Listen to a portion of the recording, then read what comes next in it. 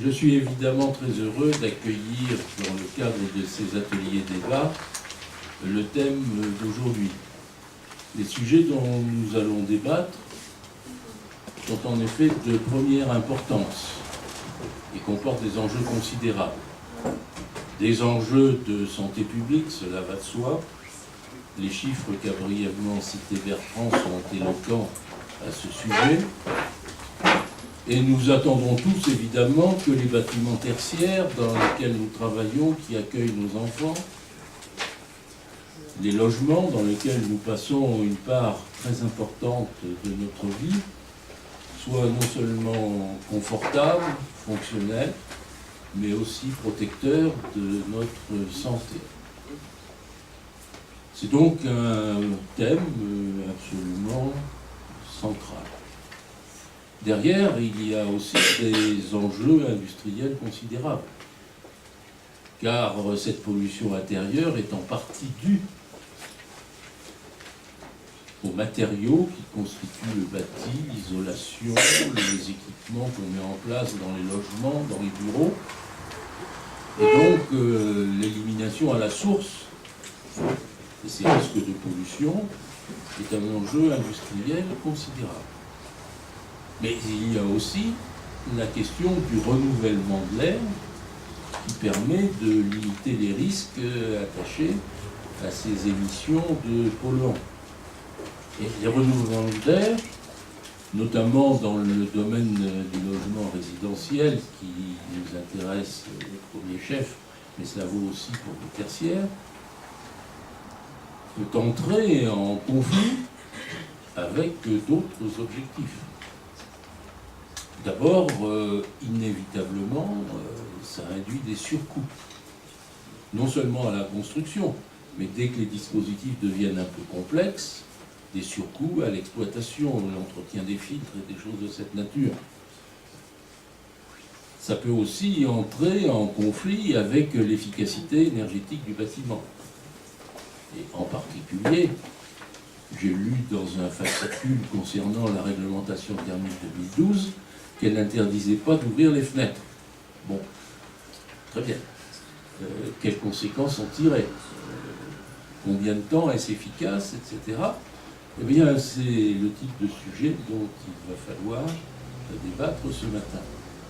Alors, lorsque Bertrand disait tout à l'heure que c'est un sujet qui n'a pas beaucoup préoccupé les énergies, ça n'est pas tout à fait vrai. Et en particulier, Pierre-Louis François, qui a été sans doute l'un des organisateurs de cette rencontre, a maintes fois mis à l'ordre du jour de notre comité scientifique une réflexion sur les systèmes de ventilation des logements neufs, donc extrêmement bien isolés, la réglementation en la matière datant des années 1982-1983, et aucune réflexion approfondie pouvant déboucher sur des préconisations opérationnelles n'a été menée depuis. C'est donc dire que nous avons un énorme retard à rattraper au fur et à mesure que les connaissances se sont approfondies, du côté médical notamment, au fur et à mesure que l'isolation, l'étanchéité des logements que nous construisons va sans cesse croissant. Renouveler complètement la réflexion sur les préconisations en matière de renouvellement d'air et les dispositifs techniques à mettre en place, c'est un enjeu considérable pour les prochaines années. Je n'en dis pas plus, on va laisser les spécialistes parler, et j'ai cru comprendre que dans le synopsis qui avait été préparé, c'est Madame André Buchmann qui prend la parole la première. Et juste un bref commentaire sur ce qui a été dit. Il me semble qu'il faudrait quand même clarifier un petit peu les choses. La première chose, on a besoin d'oxygène pour respirer. L'oxygène, de toute façon, quelle que soit la qualité de l'air dans le milieu ambiant, il y a de l'oxygène. Et donc on voit bien qu'en faisant un renouvellement, on peut maintenir un niveau d'oxygène correct. Donc ça c'est le premier point. Il y a un niveau minimal. Il faut qu'il y ait de l'oxygène dans toutes les pièces. Et d'où la conclusion, ouvrir les fenêtres ou ventiler mécaniquement c'est un faux débat, on doit pouvoir faire les deux. La deuxième chose, c'est les polluants qu'il y a dans l'air, et notamment la question des particules, qui, semble-t-il, parce que c'est par voie respiratoire que se passe un maximum des choses, a le plus d'importance.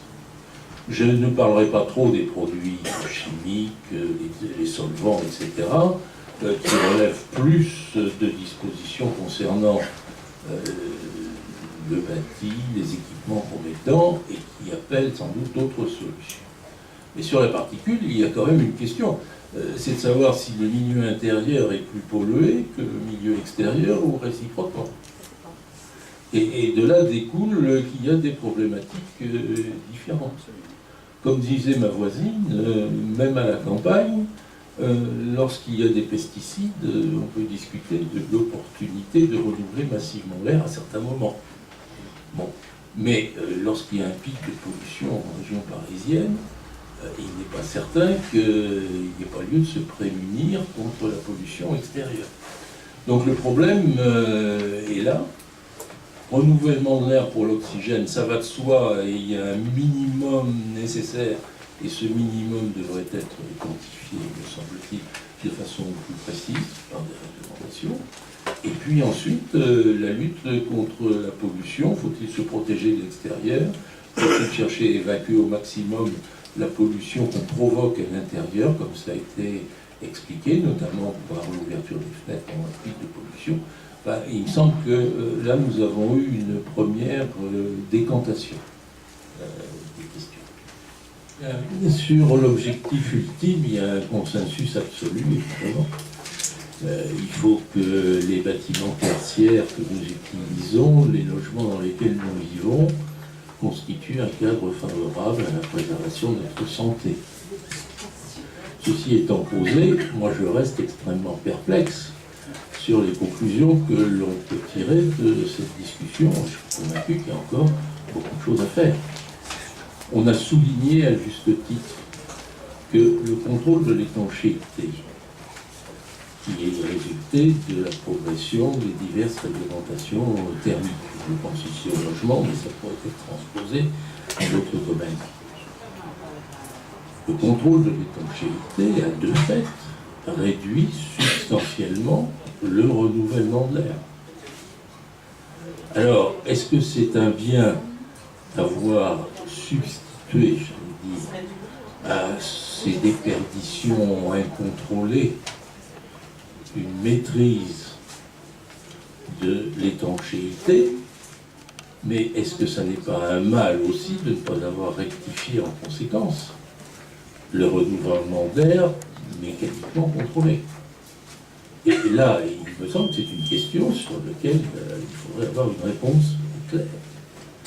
En fait, si l'on tient compte du fait que le CO2, c'est quand même déjà au départ les occupants qui produisent du CO2, on voit bien que le renouvellement d'air lié au fait qu'il faut de l'oxygène pour vivre, eh ben, c'est très directement lié à l'occupation des locaux. Et donc, c'est pas sûr que par une édiction uniforme sur tout le territoire, sur tous les types de logements, etc., du renouvellement d'air soit la solution la plus adéquate. Et c'est le risque de toute réglementation de fonctionner sur des valeurs moyennes qui, dans un cas, sont trop élevées, dans un cas trop faibles.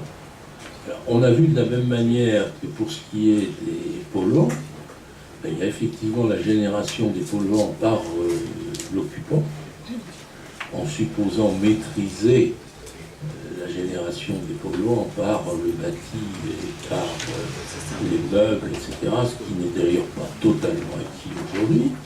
Il y a la génération des polluants par l'habitat, notamment à travers les processus de pollution, et que ceci peut nécessiter des mesures spécifiques pour lutter contre ces pics de pollution, au premier rang desquels l'ouverture des fenêtres.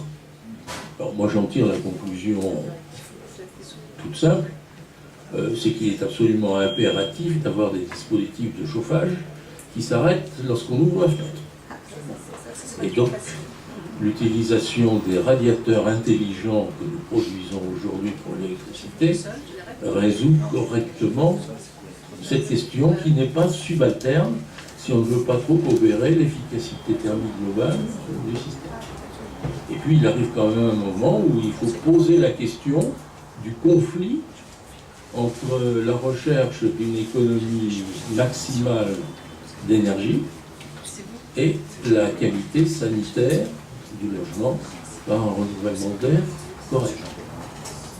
Alors, Pierre-Louis François évoquait tout à l'heure l'idée d'un critère environnemental, mais pour autant que j'ai vu des réflexions sur ce sujet, ça consiste à énumérer un certain nombre de critères, consommation d'énergie, qualité de l'air, etc., et puis de mettre une note.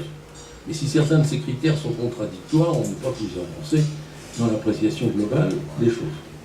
Enfin, le dernier point, se protéger contre les pollutions extérieures. Alors, il a bien été dit, et on peut être que d'accord, que le mieux, c'est d'essayer de les limiter.